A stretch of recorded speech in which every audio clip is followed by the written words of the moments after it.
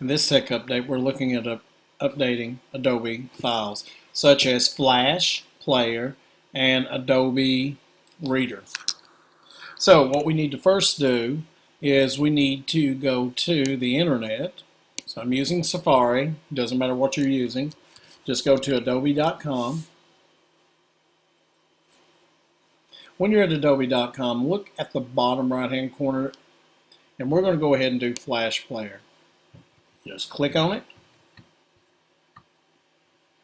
Wait for the screen to load. Click Install. And most people get stuck here because after the install starts, it actually doesn't install, it downloads to the machine. And then what you need to do, notice that little drop, it just dropped a file. It didn't install on your machine, so we hit the drop arrow at the top or go to your downloads. And we click on the file to open it. What this does is it will bring up the pop-up window, install Adobe Flash Player. We click Install Flash Player, click Open. If you're an admin of that machine, you will need to enter your credentials. If you are not the admin of that machine, you will need to contact someone who is. For this purpose, it's just an extra step to secure any file that is being installed on your machine.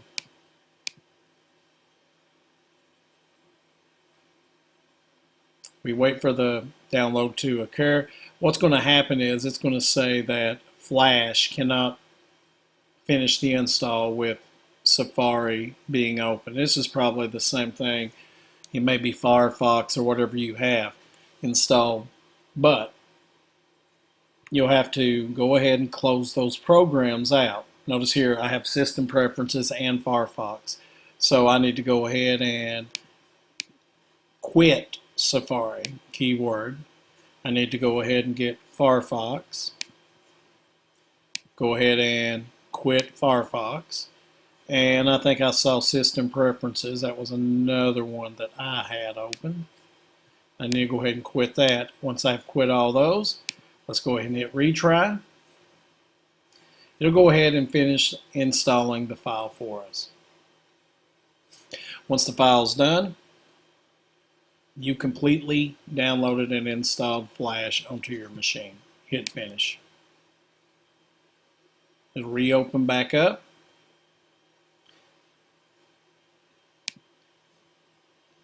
It'll bring that splash screen up, but what I'm going to do is go back to adobe.com, go down to the bottom. If I needed Reader, I would download it. Shock Player, I would download it here. Again, you would just go through the same exact identical process, install. Some of these, though, you don't have to shut down Safari to do. I think Reader is one of these that you don't have to.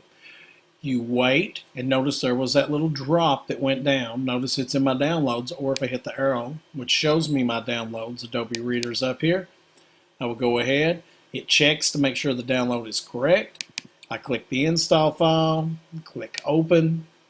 Of course, I would enter in my password credentials, and then wait for the install.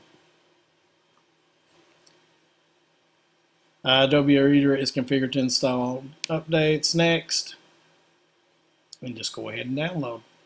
Now, Adobe Reader, there's one additional step that I will tell you that if you've never downloaded it before, is you need to open up Adobe Reader and you need to accept the splash screens that pop up.